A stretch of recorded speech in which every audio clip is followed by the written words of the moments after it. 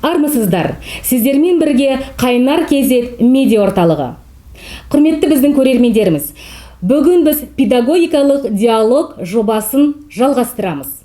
Естеріңізге сала кетейік, бұл жоба рухани жаңғыру бағдарламасының аясында өтеді. Және де бұл жобада ең өзекті мәселелерді талқыланатын мұғалімдердің кездесулер циклы. Бүгінгі біздің тақырыбымыз сынып жетекшілердің оқушылармен өткізілетін профилактикалық жұмыстарға арналады.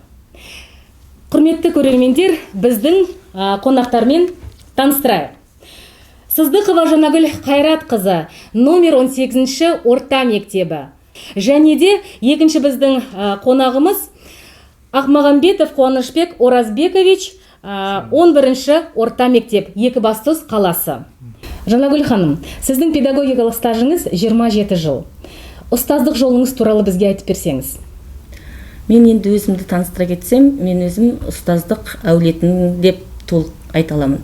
Себебі менің әкем Сыздықов Қайрат 56 жыл еңбек еткен. Алғаш рет педагог ретінде қаншама марапаттарға ие болған. Соның бірі Қазақстан Республикасының еңбек сіңірген мұғалімі болып атағына ие болды.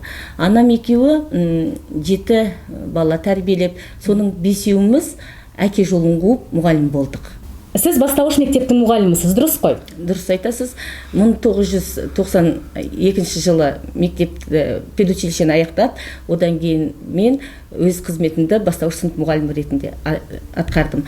2002-ден бастап, қазір бастауыш сынып мұғалім болып, 18 мектепте жұмыс атқарамын.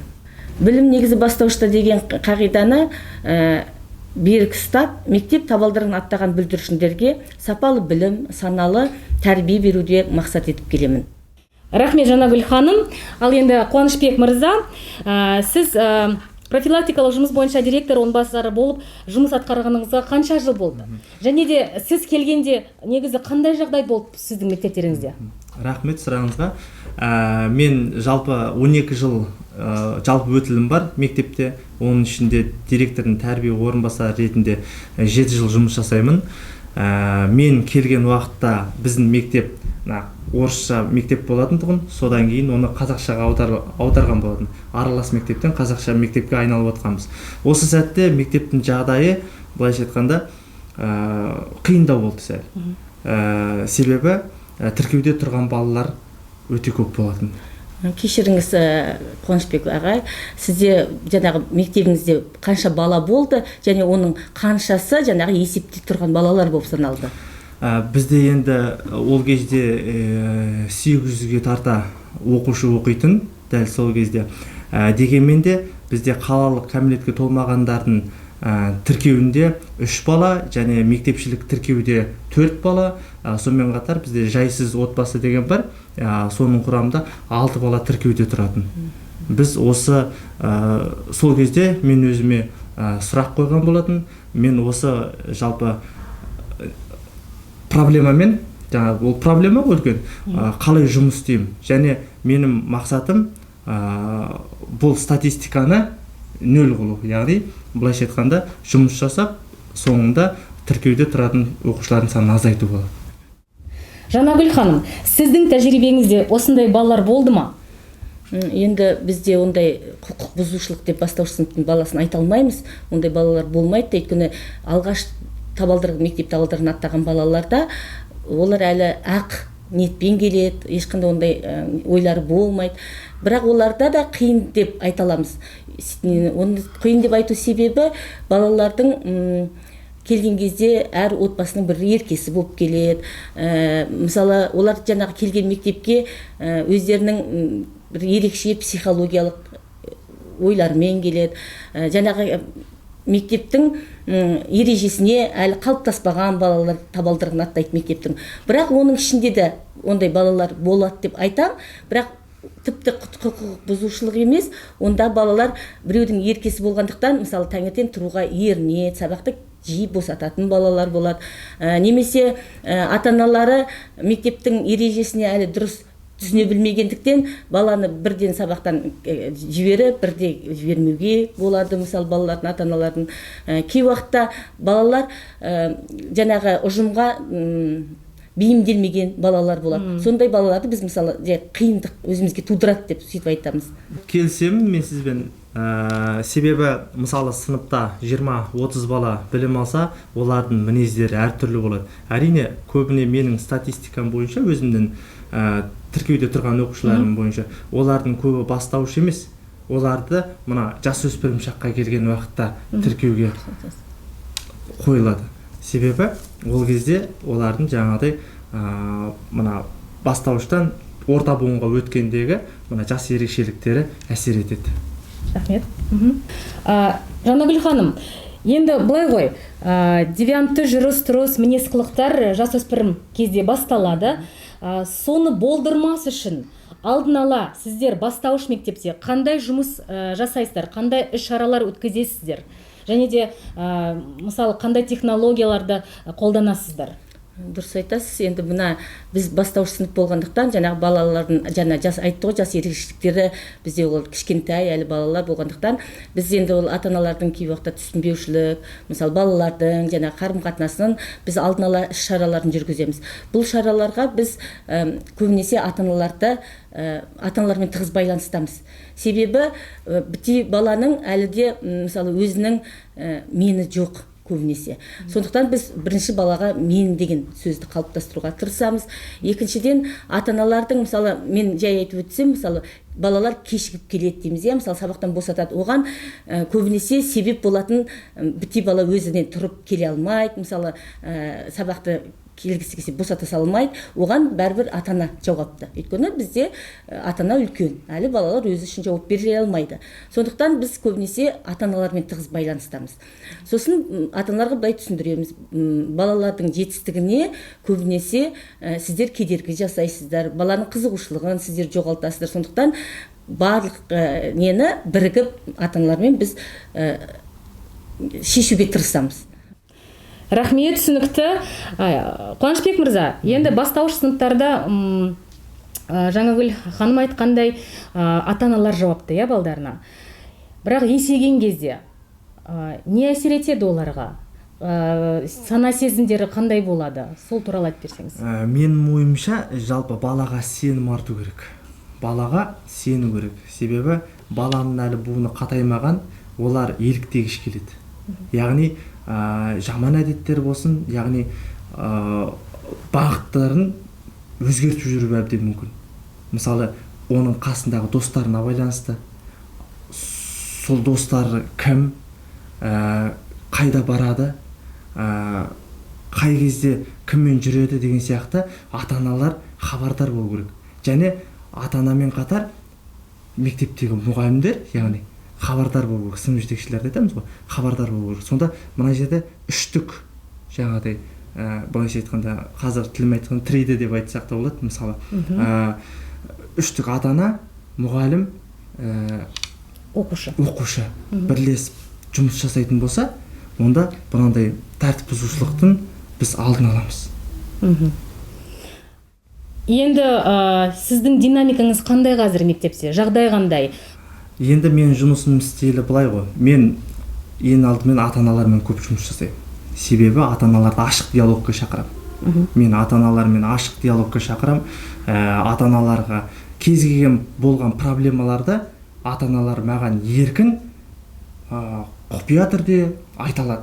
Мысалы, менің телефон нөмірім бар, осыған хабарласып, кез келген уақытта кеш болсын, жаңағыдай түс болсын, мен уақытымды бөліп, сол проблеманы шешуге тырысамын. Ата-аналар да маған сенеді, және ата-аналар бірлесіп жұмыс істегендіктен оқушылар оны біледі. Және оқушылардың жаңағыдай жекелей жұмыс жасаған уақытта оқушыларға әрқашанда мақтау сөздер айтып, сенің қолыңнан келеді. Яғни бұндай болатын болсан, ертеңнің күннің осындай болады деген. Яғни сенде мақсат болу керек. Яғни егер сенің алға қойған мақсатың болмаса, ертең сен ұрынып қалуы мүмкін. Яғни бос уақытың дұрыс реттелмесе, ертең басқа да бір бос адам ертең кез келген нәрсеге жаман әдеттерге ұрынып жатады ғой. Сондықтан да соның алдын алу мақсатында түрлі әңгімелер. Мысалы, біздің ұлттық құндылықтарымыз ағартушы Ыбырай Алтынсарин. Оның әңгімесі бар, бақша ағаштары деген. баласы мен әкесі бақшада келе жатып бір қисық ағашты көреді.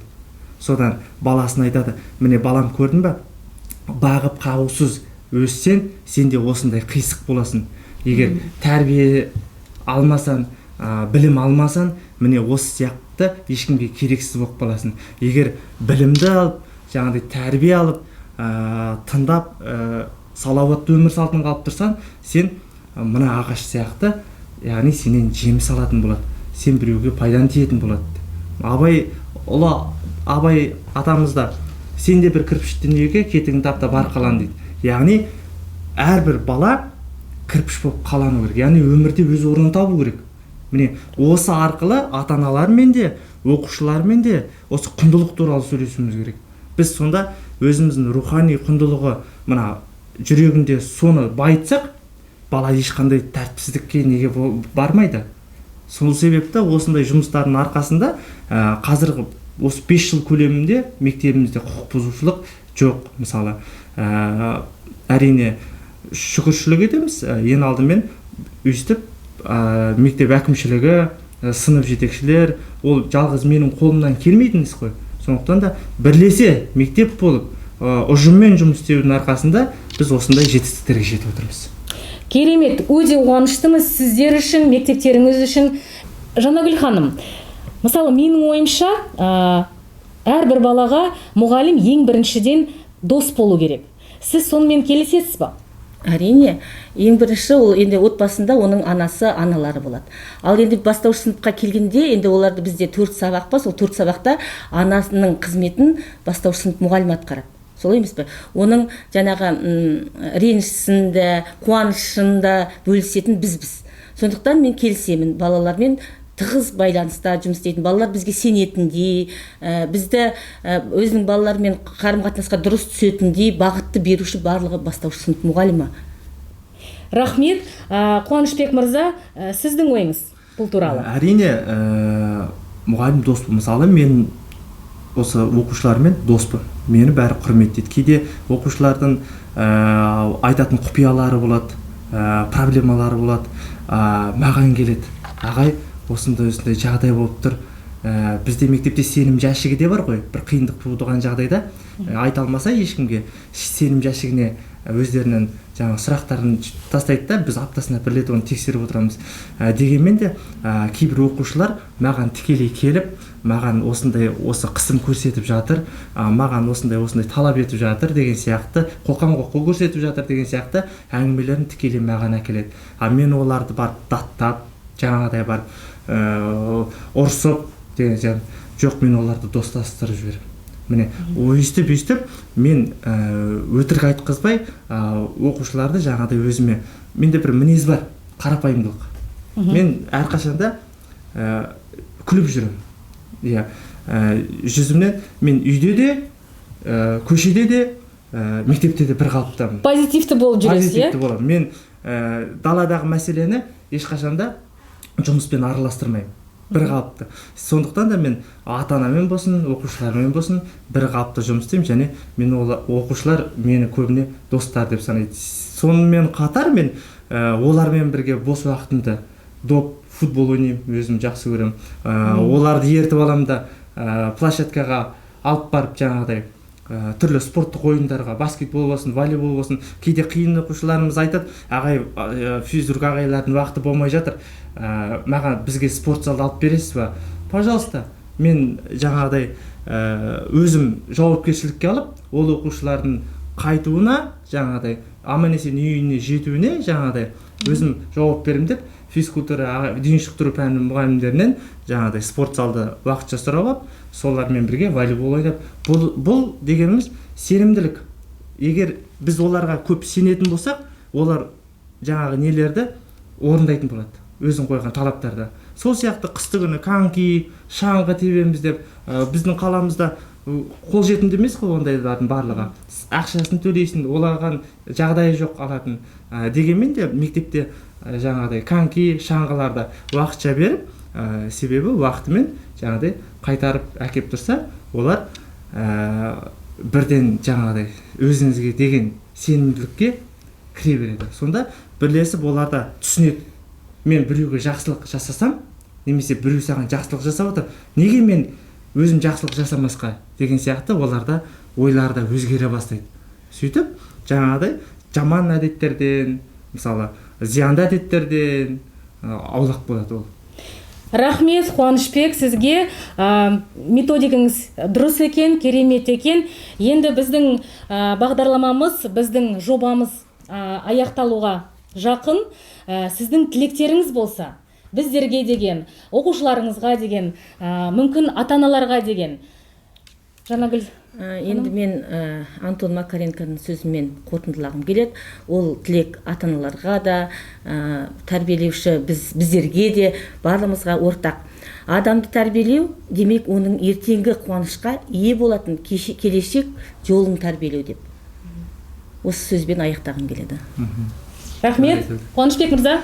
Негізі мен өз басым енді мектепте мына құқық бұзушылықтың болғаннан гөрі неден болатынына көп мән беремін. Яғни ол іс-әрекет мысалы жасалып қойғаннан кейін, ұрлық жасап қойғаннан кейін, немесе біреуді ұрып кеткеннен кейін іс-әрекет жасау емес, керісінше соны болдырмау мақсатында мен жаңағыдай әрекеттерді көп ойлаймын. Сондықтан да осы баланы міне мектепте қарап жүріп, жаңағыдай қарайсың ғой, қандай бала қандай көңіл күйде, проблемасы бар ма, жаңағыдай күнделікті бақылауда келгеннен бастап көңілсіз жаңағыдай болатын болса, түртіп алып өзіме жаңағыдай сынып жетекшісімен барып сөйлесіп, мына бала неге көңілсіз, бәрі жақсы ма отбасында деген сияқты сауалдармен сөйтіп жанашырлық танытамын. Себебі біз білмейміз балалар қандай күй кешіп келді. Жаңағыдай олардың ата-анасы түнімен жаңағыдай ұрсып немесе сабақ оқымаған үшін жазалаған шығар. Мүмкін біз білмейміз ғой. Сондықтан да осы мақсатқа ерекше мән беріп, жаңағыдай түсіністікпен қарайтын болсақ, құрметпен қарайтын болсақ, балаларды өзіне сондай сенімділік пайда болады. Менде қорғайтын біреу бар, мен біреуге өзімнің немді айта аламын, проблемамды айта аламын, ол маған көмектеседі деген сияқты. Сондықтан да Әл-Фарабидің жақсы сөзі бар ғой, адамға ең бірінші жаңағыдай білім емес, рухани тәрбие беру керек деген.